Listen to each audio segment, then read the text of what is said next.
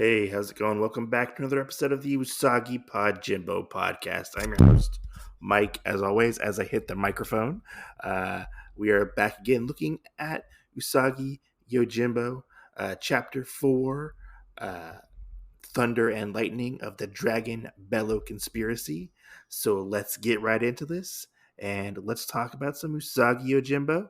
If it's your first time here, thanks for showing up. Go back and listen to all my other previous podcasts. We also have a Facebook page called Usagi Jimbo and Usagi Yojimbo Podcast on Facebook. There's an Instagram that hardly ever gets used, but let's get into this.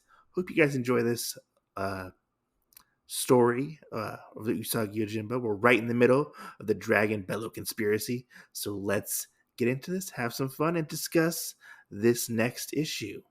Also, before I forget, if you like, share the podcast, leave a review. That helps the podcast grow and helps people find the podcast who are new to Usagi Yojimbo. And as always, go read some Usagi Yojimbo and go support one of the best story artists, creators out there, Stan Sakai. Go pick up some of his stuff. It's really, really good. Just saying. Just go support the creator, Don't just support me, go support Stan Sakai as well. So where we left off in the story, Usagi was knocked out and saved by none other than Shinji from the Neko Ninja clan.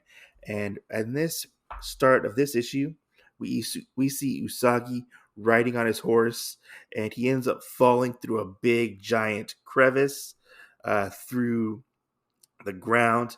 He's like, "Oh no! Did Jinshuo, the earthquake fish, thrash its tail?" I hope I said that right. I probably didn't say that right. I believe that's like an old folk tale in Japan. But he ends up falling through this giant hole in the ground. He's like, "I've got to get back to Lord Noriyuki." And who pops out of the ground but a giant dragon? And the best way I can describe this giant dragon, he looks very much or identical to Shinron from Dragon Ball or Dragon Ball Z. But the dragon speaks and he's like, "Foolish human, you cannot escape. The roar of the dragon will rip this land apart." And Usagi's like, "No, you will not stop me." And all we see is roar. And the roar is so loud and so like forceful that Usagi ends up getting pushed back off a cliff, and he falls down into like this pit of like just bones and like dead bodies and stuff like that. And Usagi happens to wake up and he's like, that fall should have killed me. These bones, this land is of the dead." And Usagi is looking around and he hears something. He's like, "Who's there?" He's like, "Oh, it's a ghost." He's like, "Tomoe? Is that you?" And you hear Usagi, Usagi. And we see Tomoe.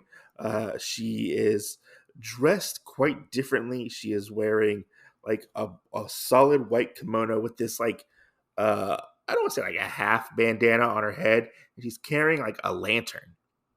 And she very much looks like a ghost because she has like that little Casper the Friendly Ghost trail behind her.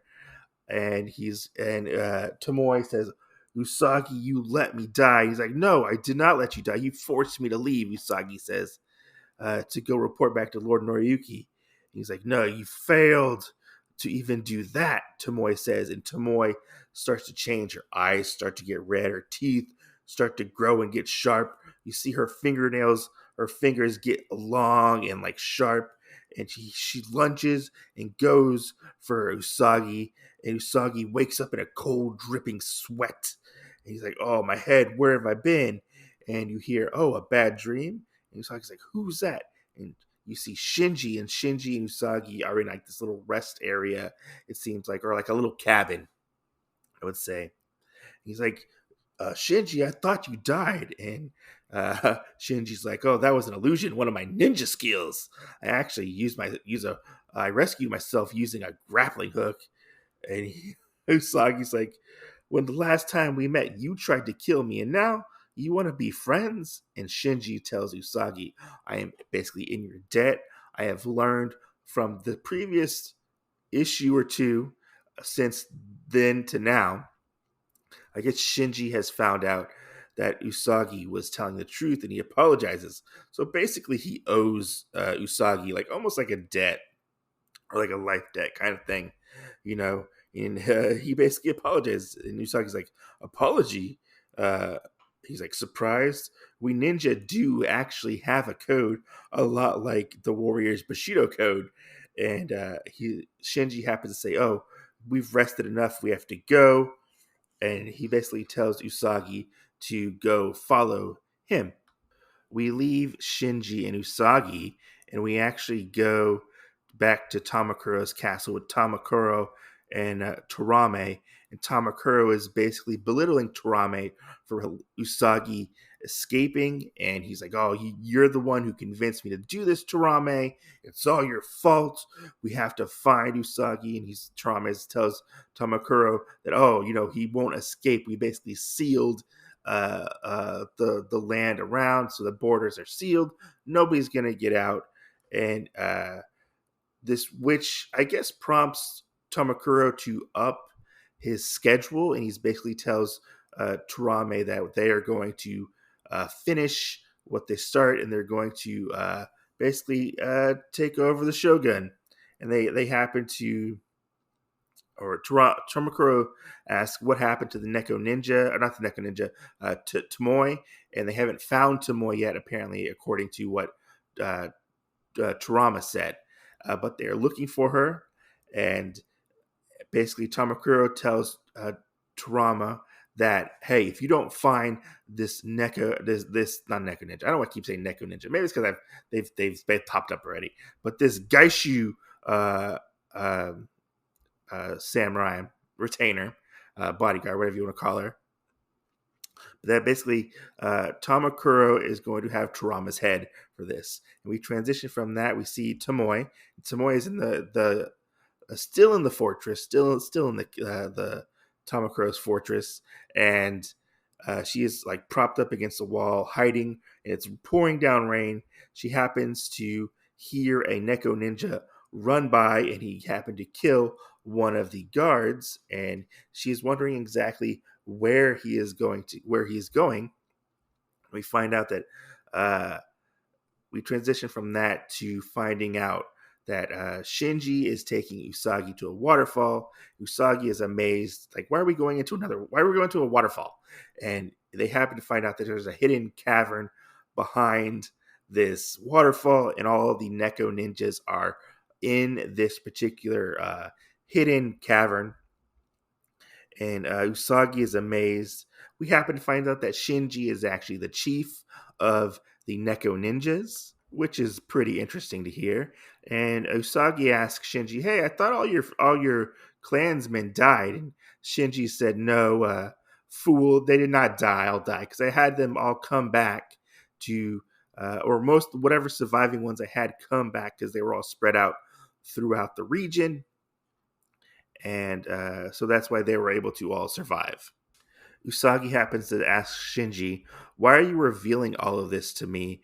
And he's like, "I understand your apprehension, Usagi. We in the past we have both been employed by the Gaishu clan and Lord Ikiji, which have been usually on opposite sides. But at this point, Lord Ikiji has been informed of Lord Tamakuro and his secret hoarding of guns. However, our Lord cannot basically activate sufficient troops. We have for like a full week. So basically, for the moment, Lord Ikiji is on Lord Noriki's side at this moment, according to the Neko ninjas. And they're willing to work with Usagi and Lord Noriyuki to combat this conspiracy. We happen to see one of the I guess they're like scouts of the Neko ninjas. He was like a spy in Lord Tamakuro's fortress. Happens to let Usagi and Shinji know that Lord Tamakuro has given the orders to prepare the forces. And Shinji is very shocked, and he's like, "Oh, this is so soon.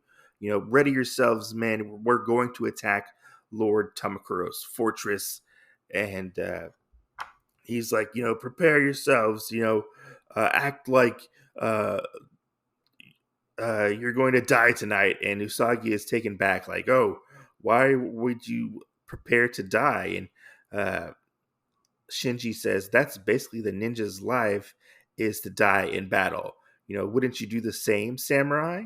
Do less, do less for your lord.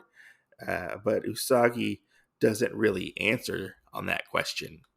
As they are talking, Usagi happens to hear that there's a Gaishu woman in Lord Tamakuro's fortress, and he realizes, oh, he puts two and two together, and that is Tomoe. And Usagi is shocked that Tomoe is actually still alive, and he asks Shinji if he can join them on their attack of Lord Tamakuro's fortress. And he's like, are you sure you really want to do this? You have to report back to Lord Noriyuki and get the info to him, don't you, Usagi? That's what Shinji says. He's like, I owe a debt of honor. Reluctantly, he abandoned Tomoe, and he is going to go. He wants to go help and find her to basically save her. And Shinji thinks about this, and he's like, yeah, uh, your sword would be a welcome to this fight, basically. Uh, and Usagi happens to say, your ninja way of communicating or sending communications throughout the region is a lot faster than what I could do. Can you please send uh, word to Lord Noriyuki about this conspiracy? And Shinji happens to say, you're stretching my indebtedness to the limit, aren't you, Usagi? But I shall do this. So Shinji looks kind of a little perturbed or like a little taken back by this, a little upset that he has to help Usagi again, even though Usagi is helping him regardless. But they hurry off and they run. You see the ninjas and Usagi running through the night, running through the storm. And Usagi happens to come upon Spot. He's like, oh, Spot, where's Ino? This is a really cool scene, even though it's really short, to see Spot and Spot and Usagi basically reunited. And for a brief moment, two best friends are reunited, which I really do like because we haven't seen Spot and Usagi together in quite a while. I want to say it was the return of the Blind Swords Pig was when we saw him last with Usagi because he went off to go help Ino at the end of that story. But we see Ino, and Ino is calling for Spot. He's like, Spot, Spot, oh, blast, I lost him. What's going on? The rain is washing away all the scent. I can't find him, he would run off at this particular time, wouldn't he? And you see like the lightning cracking, crackling through in the background, and he's like, "Oh, I got to get out of this rain." And he says, it's basically dangerous for Spot to be out here, just like it's dangerous for Ino to be out here as well. And he's like, "Spot, Spot, are you there?" And we see at the same time we see Gin or Genosuke running through, and he's like, "Oh, I'm hot on the trail of Zato-Ino. You won't escape me this time." And he's running through the rain. He happens to slip and tumble and splash down in this mud. He's like, "Oh God, I think I broke my back. It's all your fault, outlaw." And as Gin gets up out of the mud, covered in mud, he hears Spot, Spot, and Gin kind of puts two and two together. He's like, "Oh, that voice could belong to the outlaw. That could belong to Zato-Ino. I've heard he was traveling with a lizard called Spot." Still, the lightning is cracking, crumbling, kaboom in the background. And we get finally the showdown between Zato-Ino and Gin as it was being foreshadowed upon in the very first issue of this particular story. You hear Zato-Ino, I caught up with you at last, outlaw. I am called Gin. And you see them, Gin has his sword drawn, and Zato-Ino is getting ready to draw his sword from his stick. And you see the lightning crackling in the background. It's a very epic artwork that's done. My hat's off to Stan Sakai because this is a very well drawn picture. we get this really epic standoff with Ino and Gin. And Gen's like, make this easy for yourself, give up now. And Ino says, you talk too much, bounty hunter. You know, uh, you're no match for me. Basically, is what Ino is saying. And Gen says it should be a privilege to to for that person such as yourself. Uh, for me, a person with so much reputation as me to claim your bounty is what he says. And kind of like shrugs him off and like he's like whatever. And we get this really cool fight of them clashing and crossing swords. We get this really interesting like anime running scene where they're both running like beside each other, and they're basically holding their own. Gin very much feels like he is the better swordsman, but he is a little taken back as well that he was very not expecting Zato-Ino to be like a skilled like as much as he is as a swordsman. He's like we may even be evenly matched, but we like all this like this fight scene is very well laid out and very well drawn. Like the use of shading and stuff like that with like the rain and like the storm that they're fighting in is very beautifully done. We get this one full page spread, not really, it's like a page of like jumping up in the air and Gin like jumping like down upon Ino, and we see uh that Ino is on one side and Gin is on the other, and Gin's like, oh man, if this bounty wasn't so large, I dropped this and let him go, basically. But Gin seems to start to have second thoughts. Like he's like, I could drop this, but I could claim his head. I know I can. So Gin's trying to seem like he's trying to boost himself up in confidence. And Gin, we happen to hear like a plop sound effect, and Gin is shocked because his horn ends up getting cut off by Ino, and it's a kind of a really funny scene, I have to say. Like Gin's really shocked and taken back that Zato-Ino actually cut off uh, Gin's horn, so now he has like a stump. It's very much like like the stumps that Hellboy has for his horns. That's what it looks like. Um, but we move on and we hear Ino saying, "Come on, bounty hunter, let's end this. I've always sought a life of peace, but people like you won't let me live alone. This ends with the death of one of us. I have nothing to lose," Ino says. And you see a thought bubble. He's like, gasp, he can actually defeat me, Gin says. I've never expected this. I never expected this to happen. And you see them getting ready to fight again. You hear Ino say, "I smell the stench of fear on you, bounty hunter." And Gen says, "You're a demon. Come on, let's get this over with." And you hear "stop" in the background. And we probably get one of the coolest scenes.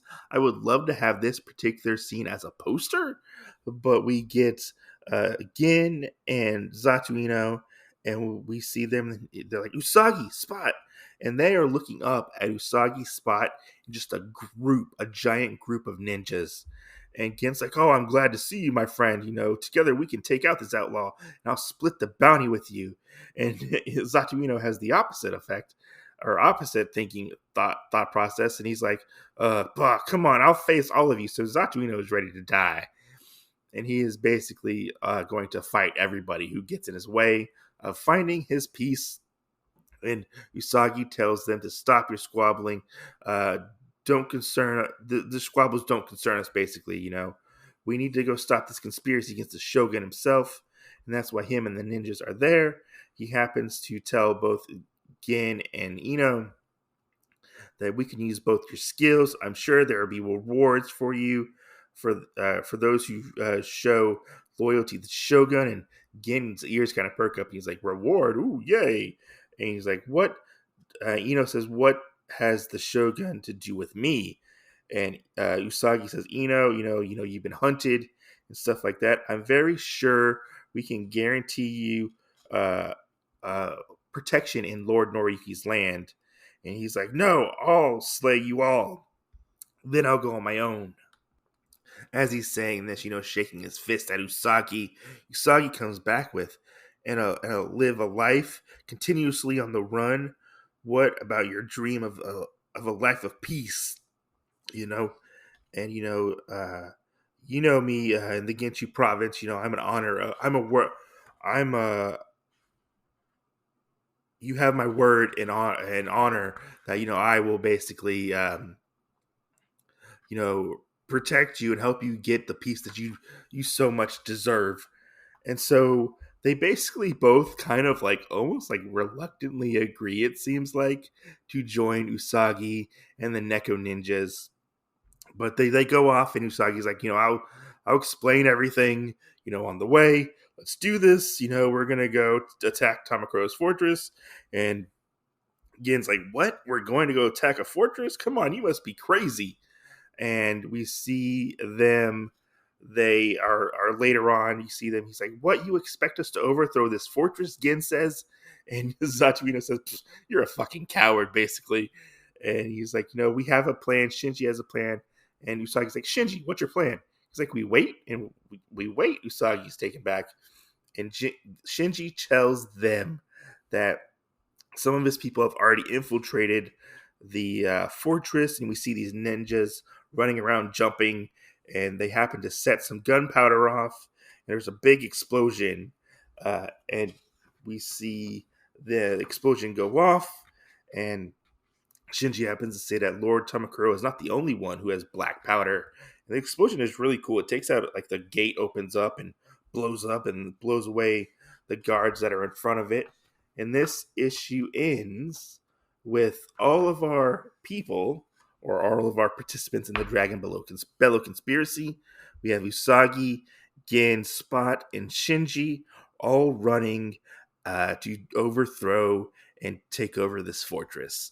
Man, this issue, I feel like there was so much hype around this issue. This had the perfect buildup, I would have to.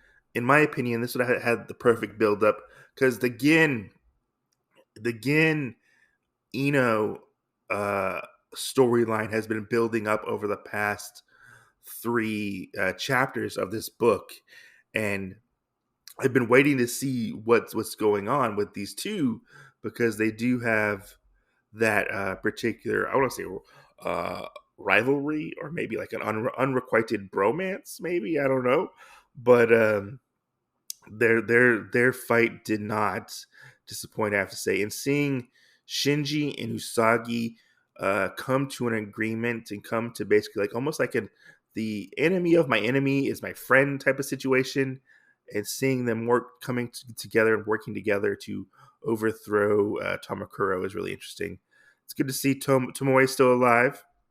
I do have to say, the art in this issue was fucking on point. I'd have to say, it is beautifully, beautifully drawn. Especially the fight with Gin and that was like the high point of this particular issue, I'd have to say. Aside from like the weird dragon at the beginning, I'm still trying to figure out if the dragon may or may not be real. I don't know yet. That would be interesting to find out if he is real, or maybe he's like a dream dragon. Who knows? Because Usagi did wake up in a dream, so I don't know. He could be a dream and could be like a phantom dragon or something. I don't know. But yeah, this this storyline is just really shaping up to be probably one of like the coolest storylines ever, I have to say, especially for being one that's like the first complex, bigger story that Stan Sakai has written so far. He even said that himself, like this is supposed to be like his version of like a James Bond movie, if I remember correctly, reading about it. But yeah, it's cool to see Spot and Usagi reunited again as well. This issue was like total fire. I have nothing bad to say about this issue at all. It was good. I wonder if Gen's horn is going to grow back, because I wonder if he kind of used his horn at all. if like fighting and stuff like that. Would he like impale people with his horn, like headbutt people with it? I don't know. But it's funny to see because I wondered how or what happened to Gen's horn because I would see pictures of him with no horn. And now I finally found the origin of how he lost his horn. That was pretty cool. Anyways, guys, thanks for listening. Hope you guys enjoyed this particular issue or this episode of the podcast. Make sure to share the podcast. Tell your friends. Share it on the internet. Go leave a 5-star review. We'll read it on the podcast. And make sure to always go read some Usagi Yojimbo because that makes life better. Thanks for listening. We'll catch you guys on the next episode.